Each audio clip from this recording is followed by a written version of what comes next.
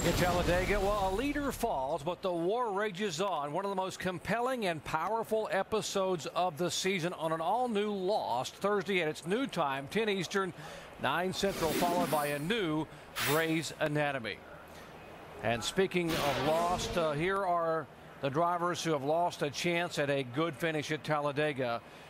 Those are the cars involved, and some of them had a good chance possibly of picking up a win today. Many of these drivers in the points. These are 4 or 5 of the top 10 in the NASCAR Nationwide Series points that have now headed back to the garage area with heavily damaged cars. This is the 5th caution flag of the day. Now let's show you what happened on lap number 11. It began in turn 3. Tire issue for the 40 car.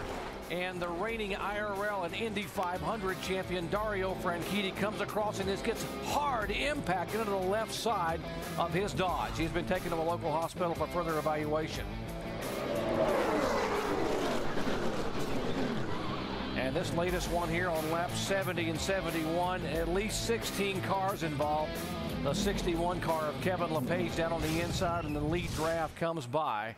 And hard impact by Carl Edwards and others as the cars have now been red flagged and pulled to arrest here on the racetrack.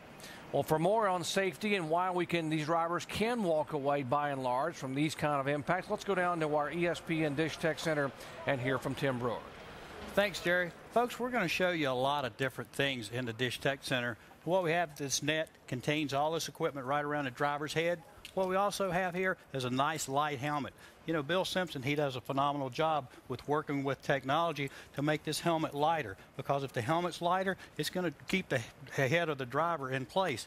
Another thing, that Hans device. You know, I wish this thing would have came around a long time ago, because it holds the driver's head.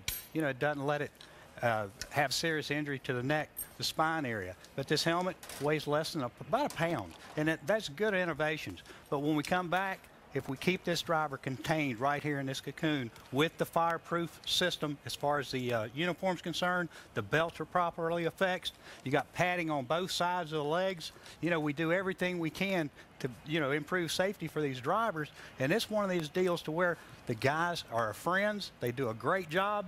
And, we even like these guys. Right, DJ? Yeah, you're exactly right, Tim. We've done a lot of things over the past few years that have really helped us out. One of the guys that was involved in that accident and was up in the points in second place is now with Shannon. Hey guys, we're down here with Carl Edwards, who's come out of the Infield Care Center. He's actually waiting to see the replay of the wreck. So there was no indication that the 61 was coming off a pit road or coming back onto the track. Look, I don't even know what color a car was hit.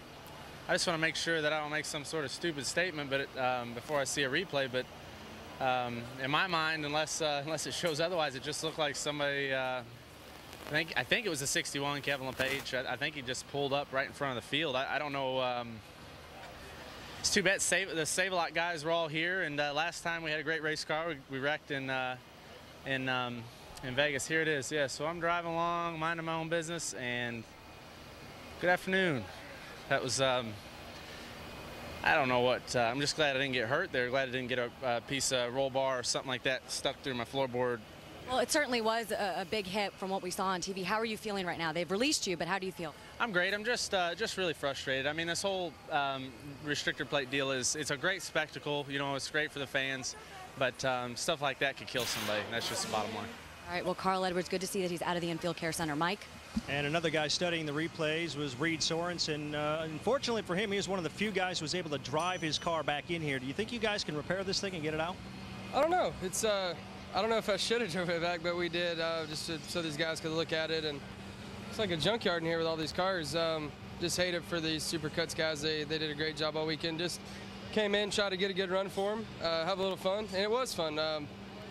I was having a great time out there today, and I can't thank them enough. They had a lot of work to do this weekend already, so I don't understand really what happened there. I just saw the replay there. That was pretty wild for sure, but once you get involved in one of those wrecks, there's not much you can do.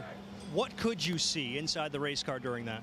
Not much. I actually did see one of the cars go up in the air, and I was already in the outside lane, and I just tried to slow down as much as I could, and then you're pretty much a ping pong ball in the middle then. So just hate it for all these crew guys that work on these cars. And you know, once something happens in the front of the field like that, it's pretty much guaranteed there's going to be at least 10 or 15 cars in the wreck. So just maybe need to review the blend rule or something, because that was a non-racing incident that caused that wreck. So maybe they can look at it and try to get it a little bit better, maybe for tomorrow even.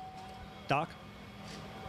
Thank you. My question to our experts up here, is this a function of restrictor plate racing, or is this a situation where a driver makes a mistake and just pulls up in front of somebody, and it could happen at Charlotte or Texas or Las Vegas? Yeah, you know, Jerry, we've all made mistakes as drivers out here. There's not one in this race today that hasn't made a mistake at some point in time. So we're not trying to hammer Kevin LePage here, but it was a mistake made by a driver, and it was magnified because of restrictor plate racing, because you have that whole pack of cars. You know, if that happens at another track, you might get one or two involved, but because all of these guys were running 25 cars in a pack, and when one driver makes a huge mistake like that was right in front of the entire pack, then bad things are going to happen. I'm so glad that all of these guys are able to walk away and talk about it. I know I've been there. I know their frustration level, because you come into this race knowing that something's going to happen. And again, they were doing such a good job just in normal racing to have something like this take them all out and put them in that position is what is so frustrating for them. Yeah, that's what's a bummer. We were having such a great race. Every one of these guys were running within inches and doing a great job,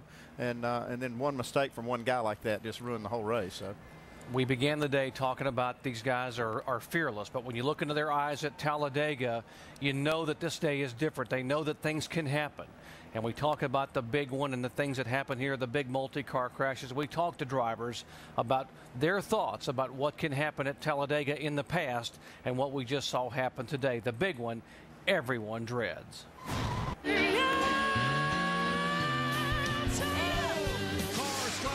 Inside 2, 3, 4, 5 cars now sliding. Literally, you could be right in the middle of the whole thing and be fine, or you could be nowhere near the wreck and somehow you get caught up in it. It's so intense, and you can't do anything about it. Whoa, trouble! Boy, the two-car upside down, over and on to Scott Riggs. When you start crashing, then you realize how fast you're going, because it takes forever to stop.